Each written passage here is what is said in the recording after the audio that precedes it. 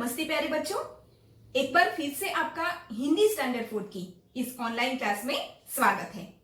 बच्चों, सेशन 1 में हमने तोतो चान का नया स्कूल पाठ का अच्छे से पठन किया था। इस पाठ में हमने जाना था कि तोतो चान के स्कूल के पहले दिन का अनुभव कैसा रहा। तो आइए बच्चों, आज के इस सेशन में हम क्या क्या सीखेंगे उसके बारे में जानने से पहले आगे का थोड़ा पुनरावर्तन कर लेते हैं। प्रश्न 1, यह संस्मरण आपको कैसा लगा?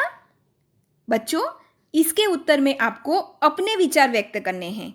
मुझे तो यह संस्मरण बहुत ही अच्छा लगा, क्योंकि इसमें से हमने यह जाना कि बच्चों को यदि सहजता से प्राकृतिक वातावरण में पढ़ाया जाए तो बच्चों की पढ़ाई में दिलचस्पी बढ़ती है। बच्चों, तोतो चान को आप दोनों तरह से लिख सकते हैं, जैसे पाठ्य पुस्तक में दिया है और यहाँ पर लिखा हुआ है, वे दोनों सही हैं। आइए बच्चों, दूसरा प्रश्न देखते हैं। यदि तोतो चान की जगह आप होते तो इन सब को देखकर आपको कैसा लगता? पेड़ों से बना हुआ स्कूल का गेट, रेलगाड़ी के डिब्बों में कक्षा। तो बच्चों, इसके उत्तर में भी आप अपने विचार लिख सकते हैं कि यदि तोतो चान की जगह आप होते तो पेड़ों से बना हुआ स्कूल का गेट देखकर आपको कैसा लगता? आप भी चकित हो जाते, आप भी सरप्राइज्ड हो जाते, जैसे तोतो चान हो गई थी।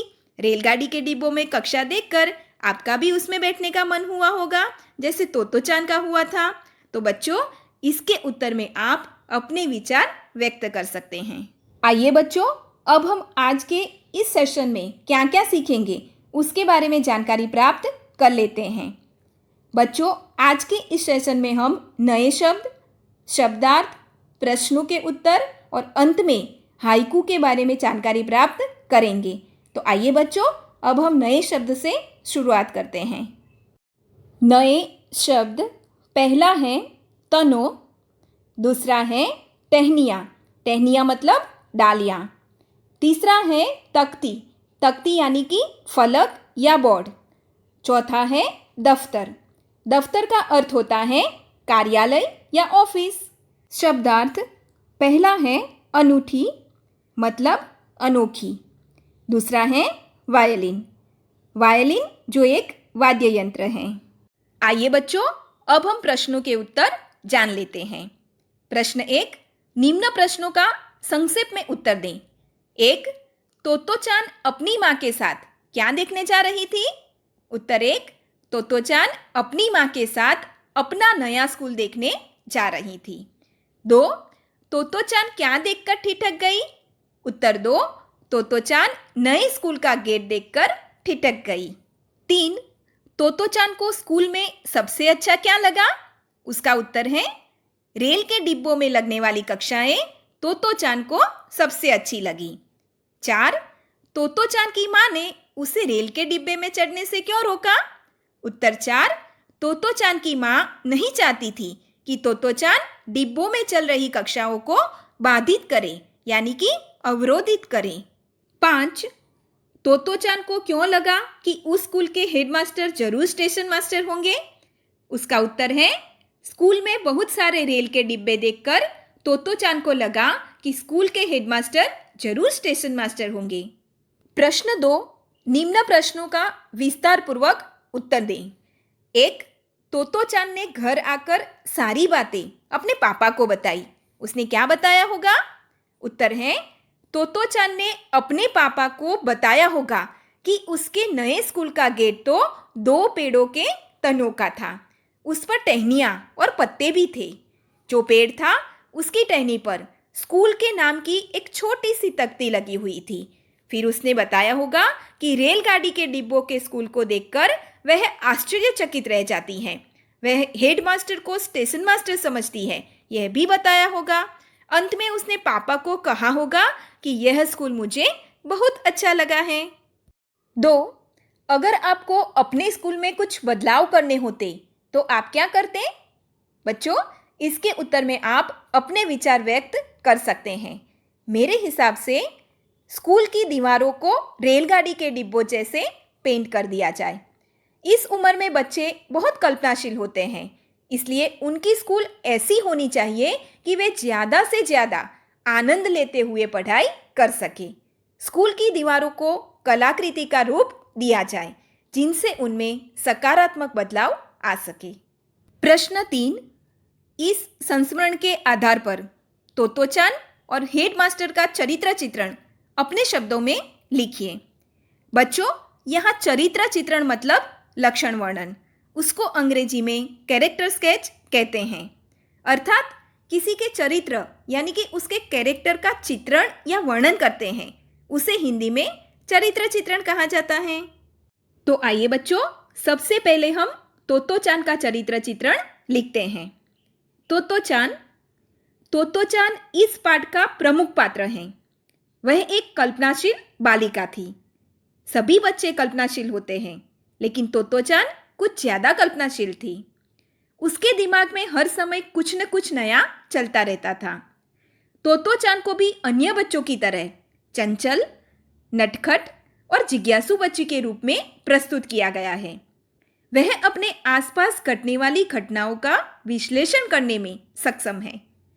इसके उदाहरण हमें तब देखने को मिलते हैं जब वह अपने नए स्कूल में आती हैं। नए स्कूल के 2 पेड़ों के तनों का गेट देखकर कहती है कि अब तक जिस स्कूल में वह जाती थी उसका गेट सीमेंट के 2 बड़े खंभों का बना हुआ था।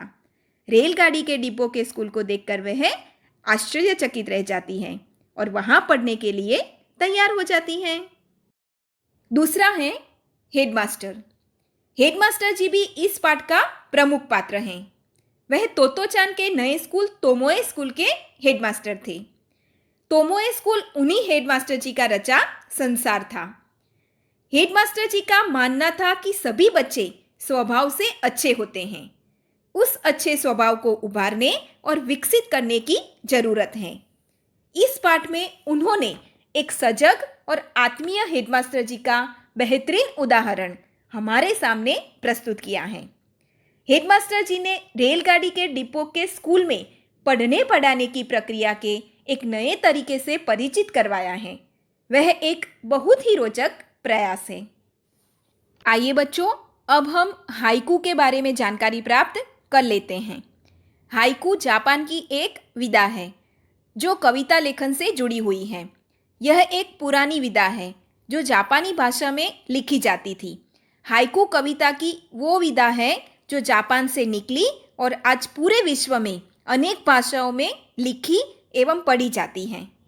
ये जो विधा है इसका श्रेय मात्सुओ बाशो को दिया जाता है और हमारे भारत में लाने का इसका श्रेय कवि रविंद्रनाथ ठाकुर को जाता है। हाइकू मात्र 3 पंक्ति की कविता है। कम शब्दों में ज़्यादा कहने की कला उसका मुख्य गुण है। यह एक 3 वाक्यों से बनी हुई रचना होती है जिसमें 3 वाक्य होते हैं, लेकिन तीनों वाक्य अलग अलग होते हैं। इसमें कुल अक्षर 17 होते हैं। पहली पंक्ति में 5, दूसरी पंक्ति में 7 और तीसरी पंक्ति में फिर से यहाँ पे 5 अक्षर होते हैं, यानी कि कुल 17 अक्षर की यह रचना होती है। आइए बच्चों, अब हम हाइकू कैसा होता है वह देख लेते हैं। गिरती बूंदे भीग रही है जमी बना दरिया। तो यहाँ पे गिरती बूंदे ये एक अलग वाक्य हो गया। फिर भीग रही है जमी ये एक अलग वाक्य होगा। फिर बना दरिया, यानी कि इसका क्या रिजल्ट निकला। अब यहाँ पे आप गिनेंगे तो पहली पंक्ति में 5, दूसरी पंक्ति में 7 और तीसरी पंक्ति में फिर से 5 अक्षर हैं। तो इस तरह से ये हाइकू बना। आज के दौर को देखते हुए दूसरा हाइकू है, जीना है हमें देश सुरक्षित हो घर में बैठो। तो बच्चों, आप भी ऐसे अन्य हाइकू ढूंढकर लिख सकते हैं। तो बच्चों, इसी के साथ आज का यह अध्याय हम इधर ही समाप्त कर रहे हैं। मैं उम्मीद रखती हूँ कि इस पाठ में अब तक हमने जो भी सीखा वो आपको अच्छे से समझ में आ गया होगा। घर पे आप इसका अभ्यास करते रहना। So bye everyone and take care.